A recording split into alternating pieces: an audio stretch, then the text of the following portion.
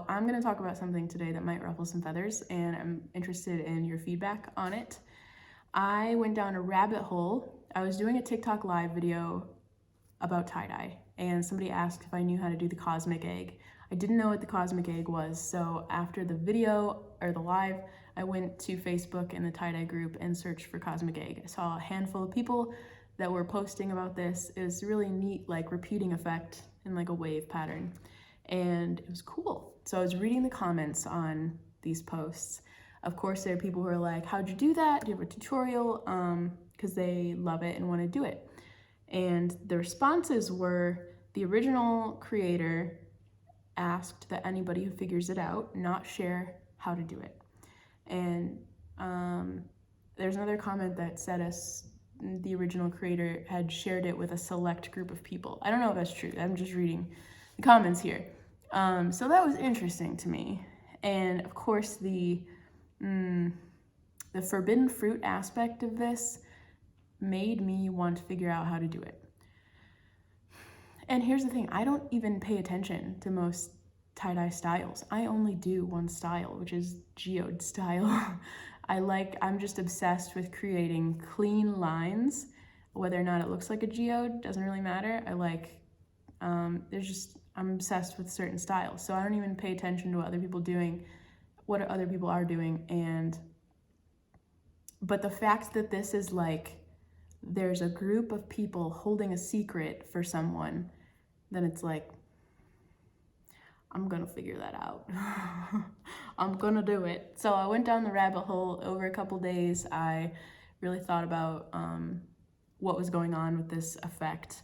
It's obvious that the fabric is being rolled and then folded in a certain way. So that was the mission I set out on.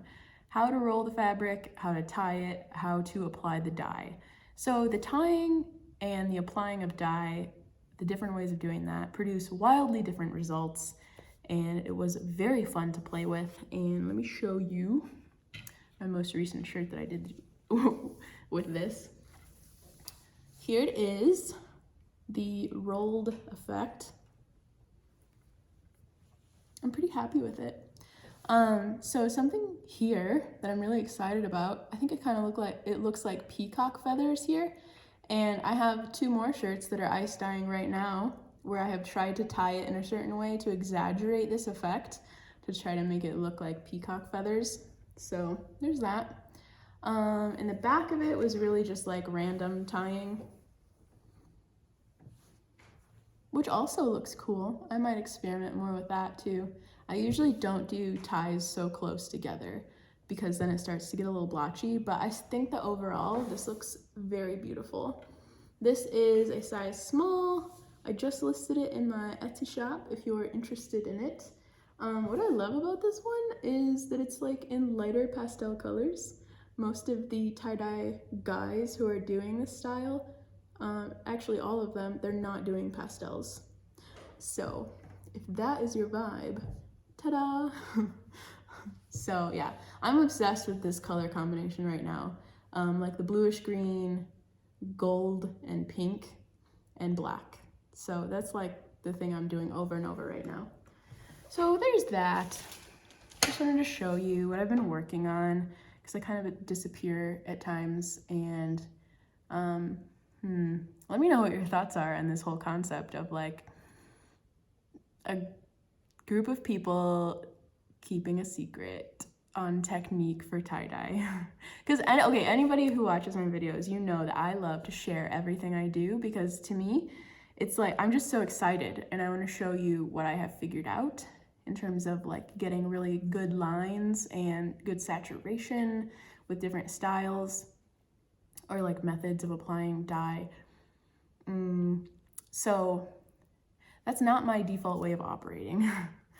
I'm curious what your thoughts are on that. All of this reminds me a lot of the cloth pad world, sewing patterns for cloth pads, because I make those too. So much drama of people being possessive over shapes and styles that they think are like the crux of their whole business. But they don't realize that people's audiences sometimes overlap, but for the most part, they don't. So, I don't know. I'm not gonna say anymore. I want to hear what your thoughts are, so leave them in the comments before I go on anymore about should somebody who figures out this like wave technique, which really isn't that hard, should they share it with others or not?